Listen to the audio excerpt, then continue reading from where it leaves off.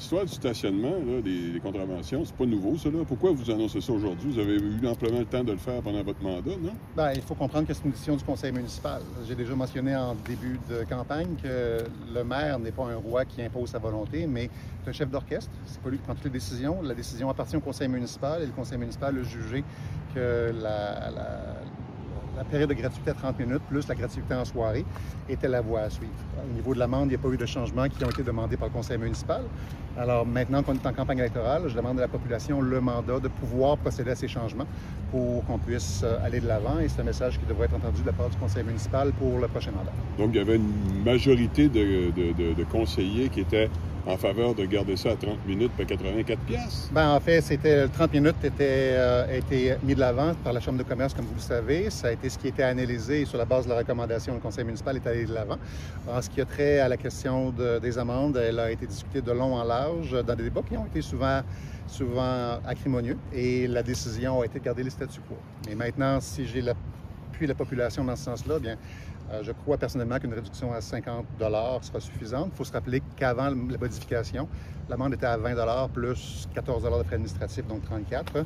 De réduire à 30 $ plus 15 $ de frais administratifs à 50 $ sera adéquat. Puis vous allez avoir l'appui des éventuels conseillers, parce que là, vous dites que c'est une décision du conseil municipal. Ça sera encore une décision du conseil municipal. C'est la réalité de la démocratie municipale. C'est pas le maire ou la mairesse qui décide unilatéralement. C'est le conseil municipal qui prend la décision.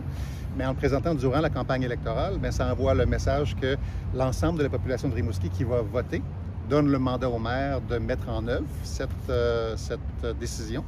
Et le conseil municipal, bien souvent, n'a pas d'autre choix que de l'accepter, ce qui est normal parce que le mandat vient de la population dans son ensemble. Vous parlez aussi de l'organisme, le plan particulier d'urbanisme au centre-ville, ce que vous appelez le PPI. Et vous avez parlé d'embauche d'employés. Est-ce qu'il y a des gens qui disent que vous en avez déjà beaucoup d'employés à la ville de Rimouski? On n'a pas d'embauche d'employés qui est prévue. Non, mais vous avez parlé quand même d'employés. On a déjà une employée qui travaille en fait pour la conversion de la place d'anciens combattants. Oui. C'est pour un programme particulier d'urbanisme qui est un processus d'analyse en fait du centre-ville pour proposer des recommandations et une planification du centre-ville, que ce soit au niveau de la circulation, du stationnement, de la mixité commerciale et résidentielle ou encore de la mixité des commerces. C'est le service d'urbanisme Permis Inspection qui le fait. Donc, il n'y a pas d'embauche nécessaire pour ça. Moi, concernant ce qu'on voit devant nous, vous avez parlé que c'est pas le décor n'a pas changé depuis 1970 du côté ouest. Ce stationnement en plein centre-ville qui est vraiment très utile, avouons-le, là, même si c'est pas ce qu'il y a de plus beau. On avance-tu dans cette affaire-là? Parce que là, vous avez parlé, on en a parlé beaucoup. Puis jusqu'à maintenant, tout ce qu'on voit, c'est le même maudit parking, puis exactement le même scénario. Là. En fait, comme vous avez vu, il y a eu des expériences qui ont été tentées pour voir ce que la population en pense avec le mobilier éphémère. Mais la chargée de projet qui travaille sur ce dossier-là a proposé, et ça a été accepté par le conseil municipal qui a fait une demande au MAMACH, de procéder à un concours d'aménagement. Donc, on va avoir des aménagistes, des architectes aménagistes qui vont avoir des lignes directrices, si l'on veut, pour l'aménagement de la place des anciens combattants en place publique, en place événementielle, en place animée. Et ils vont nous faire des propositions qui seront ensuite analysées et soumises à la population. Donc, l'idée, encore une fois, dans ce sens-là, c'est de pouvoir se préparer pour un début de la conversion en 2028 et la finalité des travaux en 2029.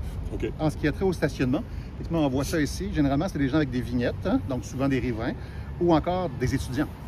Et donc, effectivement, on aurait une élimination de places de stationnement, mais cette question-là est déjà adressée par l'acquisition des droits d'opération du stationnement à côté de la Banque Royale, qui est un stationnement privé auparavant, qui est déjà devenu un stationnement municipal.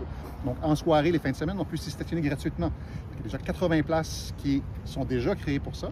Et puis, il faut comprendre que dans l'aménagement de la place d'anciens combattants, on regarde également l'aménagement des rues. Donc, il y a des possibilités, possiblement, de pouvoir ajouter des endroits de stationnement. Donc, il n'y aura pas une perte significative d'espace. Pourquoi on arrive à 10 %?